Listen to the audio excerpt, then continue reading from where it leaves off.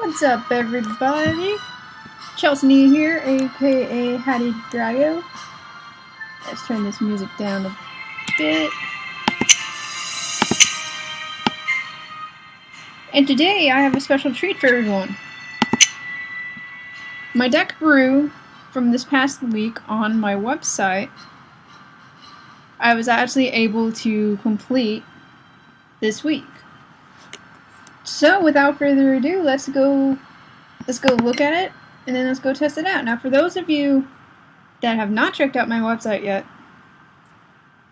I need to send a link somewhere. It's not the dinosaur deck. I'm working on the dinosaur deck.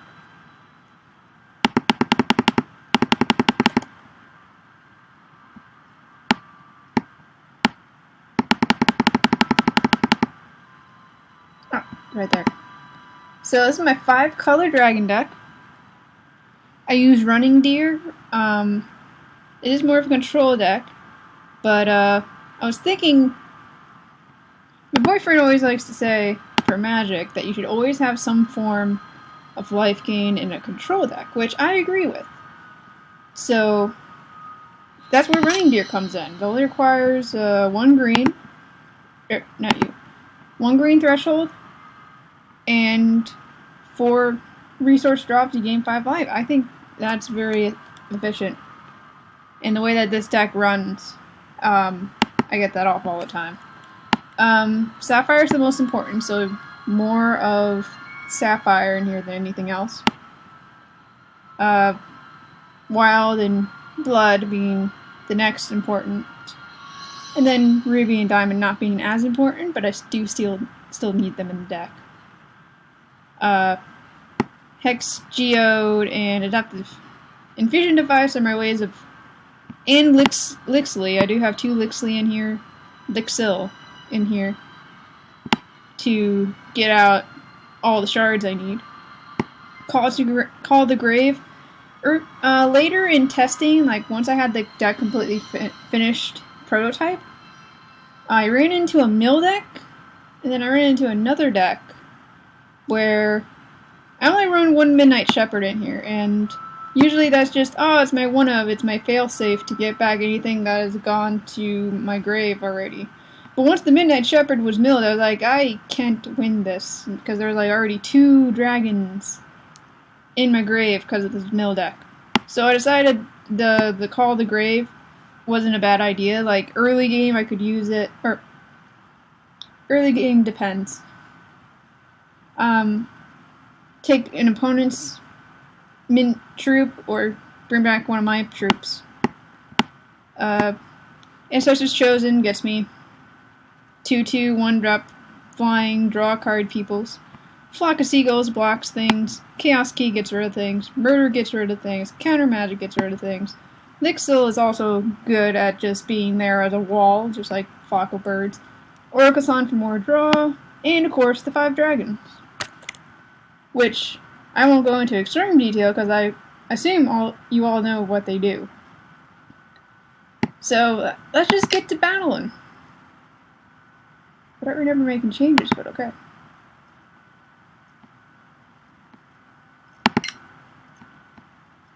Let's get to play a random opponent. I've played enough AI to know that this deck is good against the AI. I'm the type that will like toy with the AI and just see what the AI deck has in it. I'll set like little mini goals for myself. It'll be first, I'll get all 5 dragons out. Or first I gotta stabilize the game to make sure I can do all these.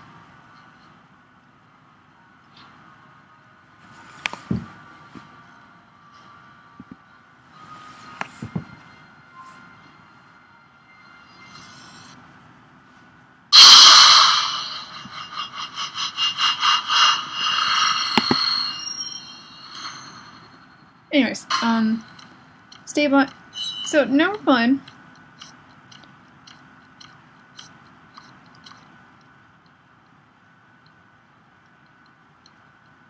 This deck, this hand is iffy. I can get Murder off, but Midnight, No.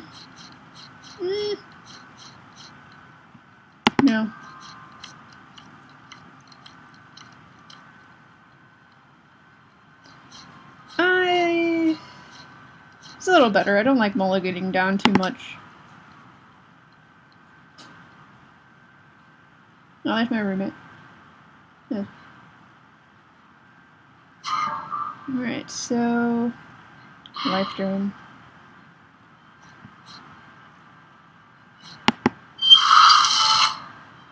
Let's see. It's going to be important for me to get that double blue out. So, adaptable infusion device is my go-to, is my #1 way that I want to be getting these shards out. The Hex Geode's in there as an addition. Like, it's a 0 cost, it gets you either diamond, ruby, or sapphire shard. And depending on my situation, Hex Geode is good. Like, if I need another sapphire for anything, there's my other sapphire. And even with even late game, if I get Zakir out, if Zakir is out, tacking up as much ruby shards as I can is the best thing to do. And there's an early nest. That's never a good sign.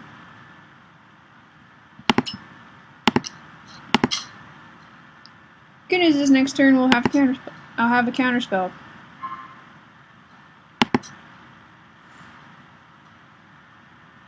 The weird thing about this deck is I've had many games where it's looked like that I've had the worse hand, both against AI and against real players, and then I just turn around and win somehow.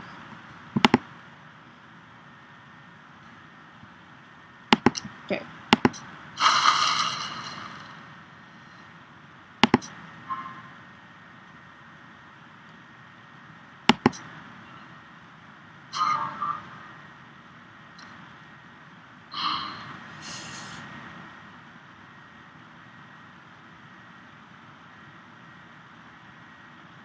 I do want to get more card draw. Yeah, I do need more card draw so I can get more shards in my hand.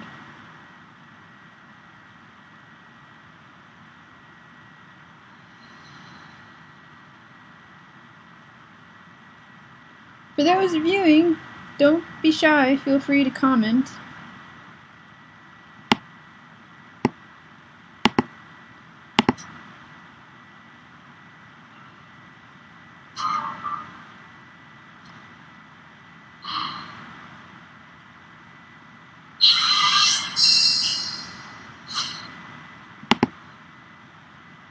Ooh, guard dog. It's a good thing I don't go offensive too much early game. Because guard dog's not that big of a problem right now. Take 2.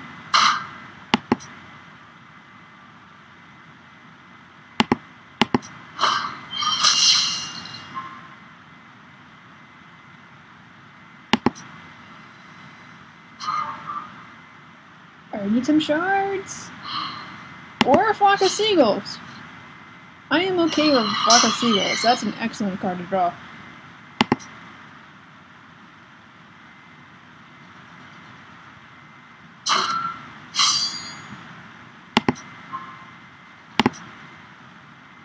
I personally love flock of seagulls. Like very similar, if not the same, as Fog Bank from Magic, but still a very good card. It's very good for this particular deck. Like, getting... Oh, shoot. Must have glitched. That's never fair. Alright, let's try one more. I did get gold out of that.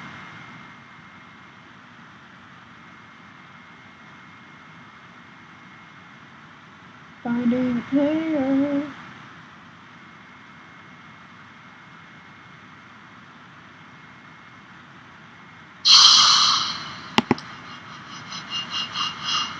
Let's hope for a better hand this time. Ooh, rabbits.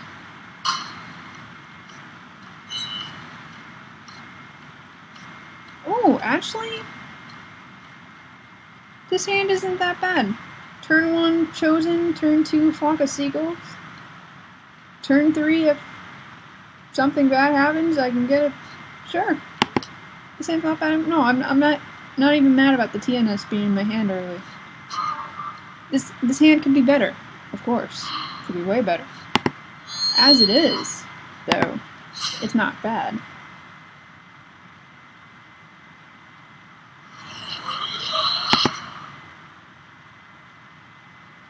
I could have very well done the Geode now, but I didn't want to. Like, just in case the next draw ends up being something more important. Although, more than likely, I'm just going to play the Flock of Seagulls. Keep my options open, though. It's kind of what this deck is about when it comes to the shards, is keeping my options open with what I'm wanting to play. Nothing. Weird. And there's another Flock of Seagulls. Let's get my blood in there.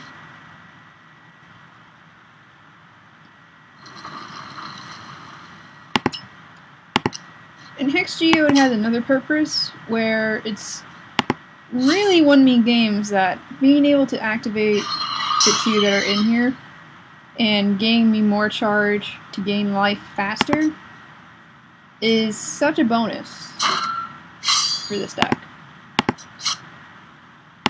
I have tried the Champion Wyatt, the one that's 2 Sapphire threshold for drawing a card. I didn't find it as effective.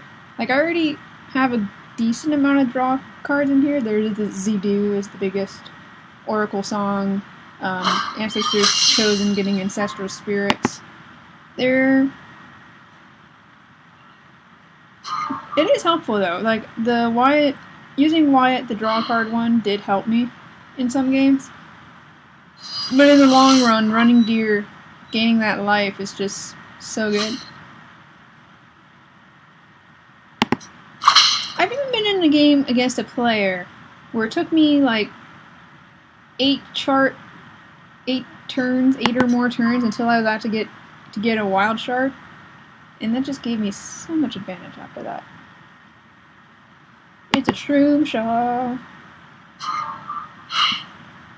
It can't be my blood. Yeah. More seagulls. Screw.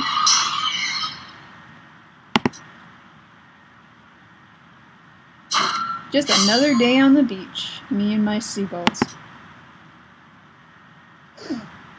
Sorry. That sounded so lame.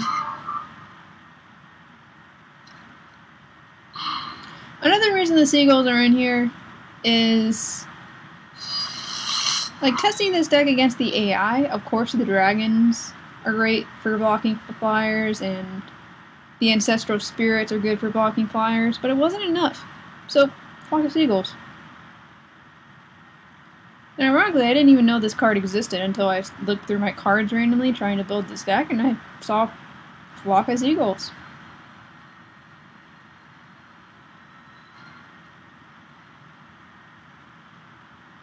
Also, with Running Deer, I wanted to build a deck that had a Coyote champion. Just because. Like, I planned on building some kind of life gain deck. Ooh, Blood Bear. I planned on building some kind of life gain deck, or I was planning to.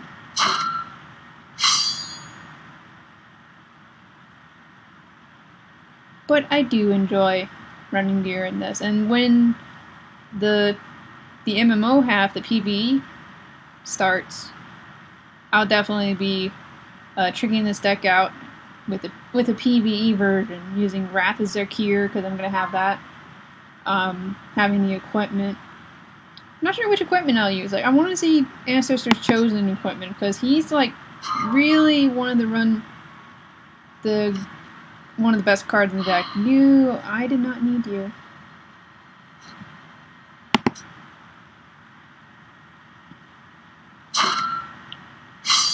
Yeah, Midnight Shepherd is not a good draw in the early game.